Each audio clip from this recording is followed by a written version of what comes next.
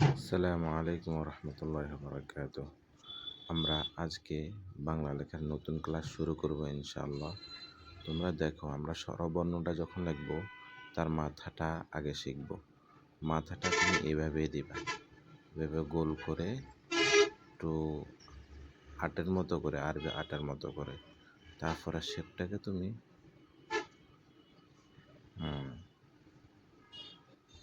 এইভাবে একটা স্বরও লিখবা।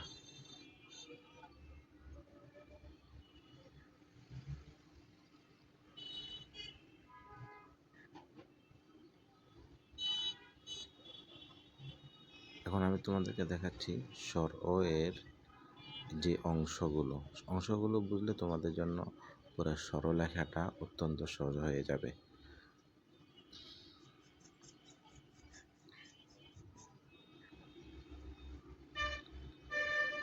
এখানে দেখো, স্বর ও বিন্দু দেওয়ার পরে প্রথম বিন্দুতে গিয়ে থামছে, এরপরে দ্বিতীয় বিন্দুর দিকে গেল, দ্বিতীয় বিন্দু থেকে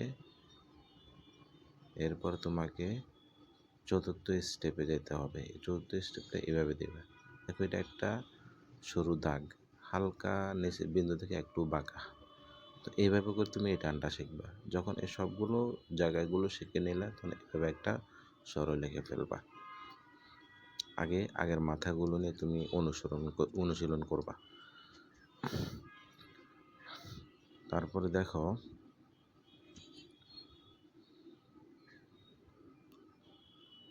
আমি কি একটা স্বর লিখলাম, এটা স্বর আ লিখলাম। তুমি লেখার সময় ভালো করে মনোযোগ দিয়ে লিখবা যে কোন টানটা কিভাবে দিচ্ছি। তুমি কোনো ভুল টান 100 বার লিখে কোনো লাভ নেই, বরং একটা টান লেখো, শুদ্ধ করে লেখো। তখনই তোমার লেখা শুদ্ধ হতে হতে আস্তে একটা শব্দ শুদ্ধ হতে হতে আস্তে আস্তে একটু সময় নেবে তোমার কাছ থেকে। প্রথম বর্ণটা একটু শুদ্ধ করে লিখতে হয়তো তোমার, ধরো আমি মনে করি 10 মিনিট লাগলে লাগুক, কিন্তু অ্যাকুরেট করে লেখো। ভালো করে দেখো যে কোন জায়গায় কতটুকু আঁকা বাঁকা আছে, কোন জায়গায় কোথায় গিয়ে থেমেছে। এখন ভুল 100 বার লিখলো কিন্তু সেটা ভুলে থেকে যায়, সেটা কিন্তু শুদ্ধ হয় না। এই জন্য তোমাকে একটা শুদ্ধ করে লেখো। যখন এইভাবে 10টা শুদ্ধ করবে তখন তোমার হাত চালু হয়ে যাবে, আর তোমার লেখা ইনশাল্লাহ অত্যন্ত সুন্দর হয়ে যাবে।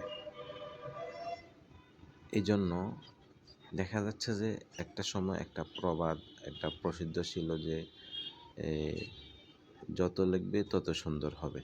তো কথাটা আসলে তোমরাই বিবেচনা করবে কতটুকু সত্য। কারণ ভুল যদি 10 বার লেখে, কি ভুল কখনো শুদ্ধ হয়? এই জন্য শুদ্ধ 10 বার লেখো। এই জন্য কোথায় আছে, লিখবো একবার, দেখবো 10 বার। এই দেখো, তোমাদেরকে আরও সহজ একটা পদ্ধতিতে আমি স্বর শিখাচ্ছি। একটা আরবি আট দিবা, আট দেওয়ার পরে মাঝখানে একটা বিন্দু দিবা। এরপরে আমি এগুলোর কেন্দ্রবিন্দুগুলো নির্ধারণ করতেছি এভাবে। এভাবে যদি তুমি কেন্দ্রবিন্দুগুলো নির্ধারণ করার ক্ষেত্রে তোমার টানগুলো অ্যাকুরেট হবে। অ্যাকুরেট হলে প্রথম বিন্দু দিয়ে তুমি যখন টানগুলো অ্যাকুরেট করবা, পরে তোমার আর বিন্দু লাগবে না, কারণ আগে হাত আসতে হয়। হাত যখন আসবে তখন আর তোমার বিন্দু লাগবে না, কিন্তু হাত আসার আগ পর্যন্ত তোমাকে